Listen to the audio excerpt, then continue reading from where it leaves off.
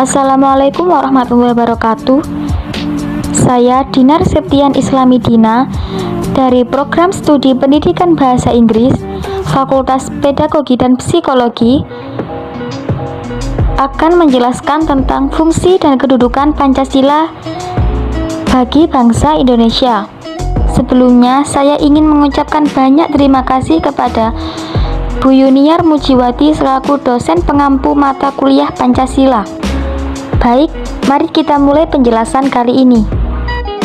Sebelum menjelaskan fungsi dan kedudukan Pancasila bagi negara Indonesia, saya akan menjelaskan hubungan antara simbol dan makna dari Pancasila itu sendiri.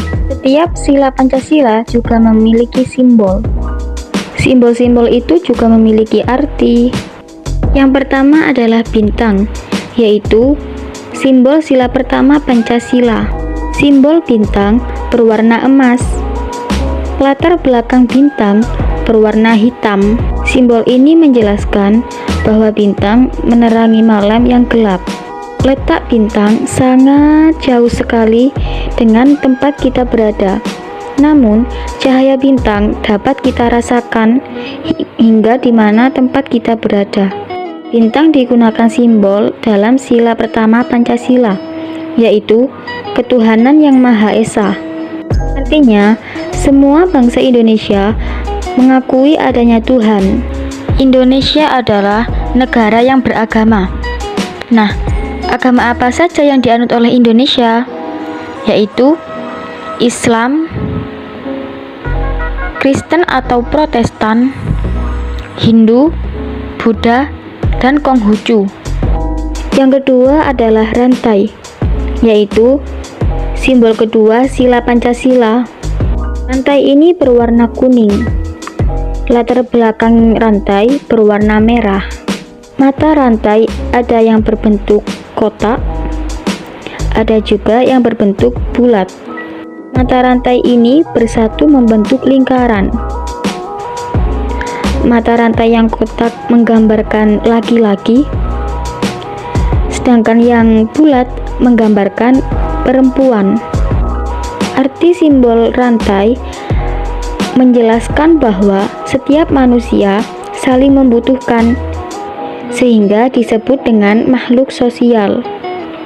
Bunyi sila kedua adalah kemanusiaan yang adil dan beradab, yang artinya setiap manusia dianggap sama, seperti mata rantai bulat dan kotak yang saling menyatu dalam sebuah lingkaran. Setiap orang mempunyai kedudukan yang sama. Setiap orang harus diperlakukan dengan adil. Setiap orang juga harus diperlakukan secara beradab. Yang ketiga adalah pohon beringin, simbol sila ketiga Pancasila. Pohon beringin memiliki ukuran yang sangat besar. Usia pohon beringin bisa mencapai ratusan tahun. Daun pohon beringin sangat rimbun. Akar pohon beringin sangat kuat. Akarnya menjalar kemana-mana. Pohon beringin bisa menjadi tempat berteduh. Daunnya yang rimbun bisa membuat kita berteduh dengan nyaman. Sila ketiga berbunyi Persatuan Indonesia. Pohon beringin menyerupai bangsa Indonesia. Bangsa Indonesia sangat beragam. Beragam suku bangsa, beragam adat istiadat, beragam agama, beragam bahasa. Ini dilambangkan dengan banyaknya akar pohon beringin yang menggantung, tetapi sifatnya sangat kuat dari rasa persatuan dan kesatuan bangsa Indonesia. Sila ketiga Pancasila mengajak seluruh bangsa Indonesia untuk bersatu, sehingga menjadi tempat yang teduh dan nyaman untuk berlindung. Keempat adalah kepala banteng yang menjadi simbol dari sila keempat Pancasila. Sila keempat Pancasila berbunyi kerakyatan yang dipimpin oleh hikmat, kebijaksanaan dalam permusyawaratan perwakilan. Banteng disebut hewan sosial. Banteng termasuk hewan yang gemar berkumpul. banteng berkumpul dalam kelompok untuk mencari makan. Sifat ini serupa dengan sifat bangsa Indonesia. Sifat bangsa Indonesia itu adalah gemar berkumpul untuk musyawarah. Musyawarah dilakukan untuk menyelesaikan masalah bersama. Masalah bersama berkaitan dengan kepentingan orang banyak. Oleh karena itu, harus diselesaikan secara bersama-sama, yaitu dengan cara musyawarah. Kelima adalah padi dan kapas, yaitu simbol sila kelima Pancasila. Padi dan kapas adalah tanaman khas Indonesia. Padi diolah menjadi beras, beras dimasak menjadi nasi. Nasi adalah makanan pokok bangsa Indonesia. Kapas diolah menjadi benang. Benang dipintal menjadi kain untuk membuat sebuah pakaian. Makanan dan pakaian adalah kebutuhan pokok manusia. Sila kelima Pancasila berbunyi, keadilan sosial bagi seluruh rakyat Indonesia. Padi dan kapas menggambarkan kebutuhan pokok bangsa Indonesia. Padi dan kapas adalah simbol sila kelima Pancasila. Bangsa Indonesia ingin hidup adil dan makmur. Makmur adalah semua kebutuhan pokok tercukupi, sedangkan adil, semua orang bisa merasakan kemakmuran.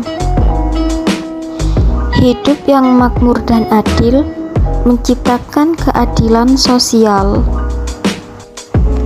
Untuk bab yang selanjutnya yaitu fungsi dan kedudukan Pancasila.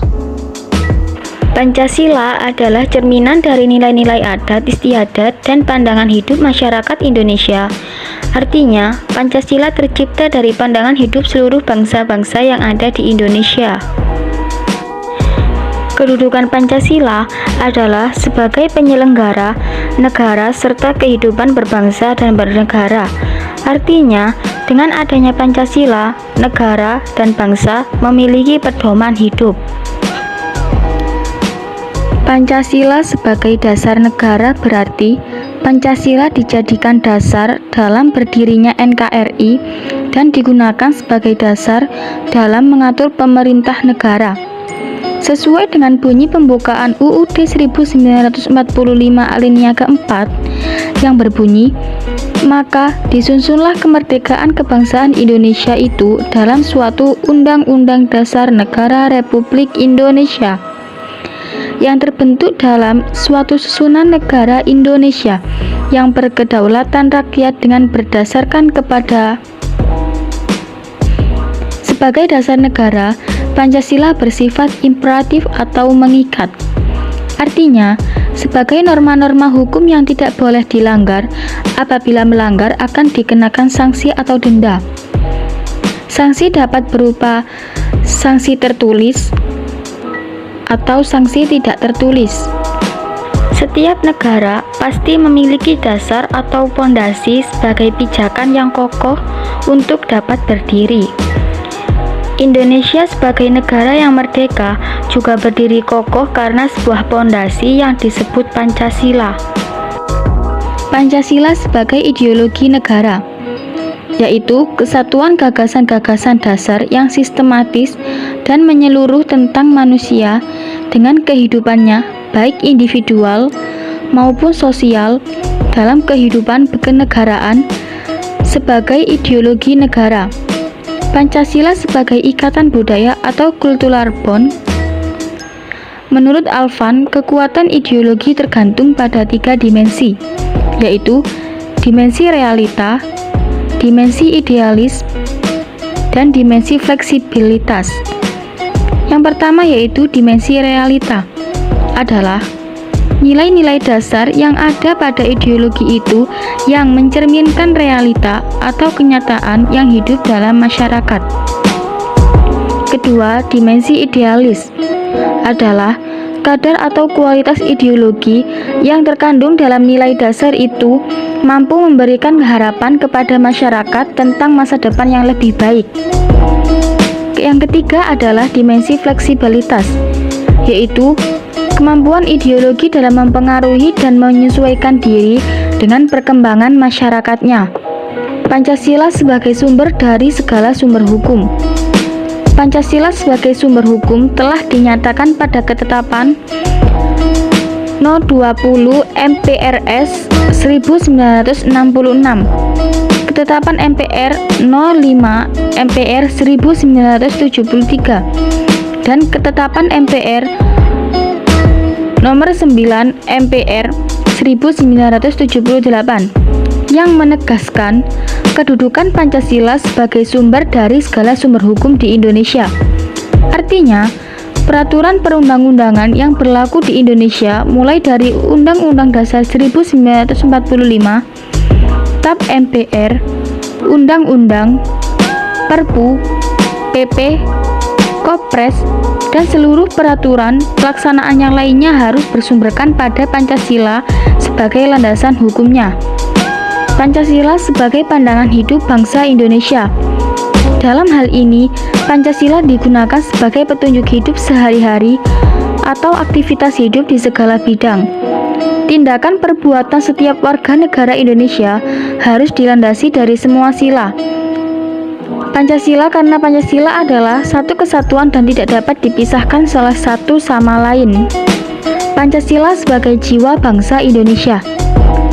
Pancasila memberikan corak yang khas kepada bangsa Indonesia dan tidak dapat dipisahkan dari diri bangsa Indonesia, serta merupakan ciri khas yang dapat membedakan bangsa Indonesia dengan bangsa lain. Pancasila sebagai kepribadian bangsa Indonesia. Pancasila dalam pengertian ini adalah bahwa sikap, tingkah laku, dan perbuatan bangsa Indonesia mempunyai ciri khas. Artinya, dapat dibedakan dengan bangsa lain, dan kepribadian bangsa Indonesia adalah Pancasila. Oleh karena itu, Pancasila disebut juga kepribadian bangsa Indonesia. Pancasila sebagai cita-cita dan tujuan nasional. Berarti bahwa cita-cita luhur bangsa Indonesia tegas termuat dalam pembukaan Undang-Undang Dasar 1945 yang merupakan perjuangan jiwa proklamasi, yaitu jiwa Pancasila. Maka, Pancasila merupakan cita-cita dan tujuan nasional bangsa Indonesia yang tercantum dalam Undang-Undang 1945 alinea 2 dan 4. Pancasila sebagai perjanjian luhur bangsa Indonesia. Pancasila disahkan bersama-sama dengan disahkannya Undang-Undang Dasar 1945 oleh PPKI pada tanggal 18 Agustus 1945. PPKI ini merupakan wakil-wakil dari seluruh rakyat Indonesia yang mengesahkan perjanjian luhur tersebut. Sekian penjelasan materi dari saya. Apabila ada kesalahan dalam penjelasan materi, saya mohon maaf yang sebesar-besarnya. Wassalamualaikum warahmatullahi wabarakatuh.